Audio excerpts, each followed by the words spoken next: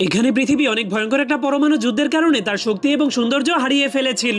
এমনকি বাতাস থেকে অক্সিজেনও শেষ হয়ে গিয়েছিল। প্রতিটা জায়গায় শুধুমাত্র ধ্বংস হয়ে যাওয়া শহরের স্তূপ পড়েছিল, যার কারণে কয়েকটা মানুষই পৃথিবীতে বেঁচে ছিল, যাদের মধ্যে একটা মেয়ে প্রতিদিন শহরের ভাঙা রাস্তায় মালামাল খুঁজতে বের হতো। কিন্তু একদিন সে একটা ভয়ঙ্কর ভাবে ভেঙে যাওয়া রোবটকে খুঁজে পায়। তার বুকে অনেক গভীর একটা ক্ষত থাকার কারণে সেখান থেকে কারেন্ট বের হচ্ছিল। তখন হঠাৎ করে রোবটটা বন্ধ হয়ে গেলে মেয়েটা তার যন্ত্রপাতি বের করে সেটাকে ঠিক করতে শুরু করে। কিন্তু যখনই মেয়েটা রোবটটাকে জোড়া লাগাতে শুরু করে তখনই সে ওই রোবটের অতীতের কথা জানতে পারে। সেই রোবটটা তার দলকে নিয়ে একটা বিশেষ মিশন কমপ্লিট করার জন্য এখানে এসেছিল। কিন্তু তখনই একটা লাল চোখওয়ালা শত্রু রোবটের সঙ্গে তাদের লড়াই শুরু হয়ে যায়, যার কারণে তার দলের সবাই এক এক করে ঘায়েল হয়ে গেলে সেও ভয়ঙ্কর ভাবে ঘায়েল হয়ে যায়। এরপর রোবটটা দ্বিতীয়বারের মতো যখনই তার চোখ খুলে তখন সে দেখতে পায় সে একদমই ঠিক হয়ে গিয়েছে। তার বুকের ক্ষতটাও জোড়া লেগে গিয়েছিল। তখন মেয়েটার এই উপকারের কারণে সে মেয়েটার গোলাম হয়ে যায়। এরপর সে মেয়েটার সঙ্গে মেয়েটার ঠিকানায় চলে যায়। তার ঠিকানাটা অনেকগুলো ছোট ছোট গাছের চারা দিয়ে ঘেরা ছিল, কিন্তু পরমাণু বোমের বিষাক্ততার কারণে সেখানে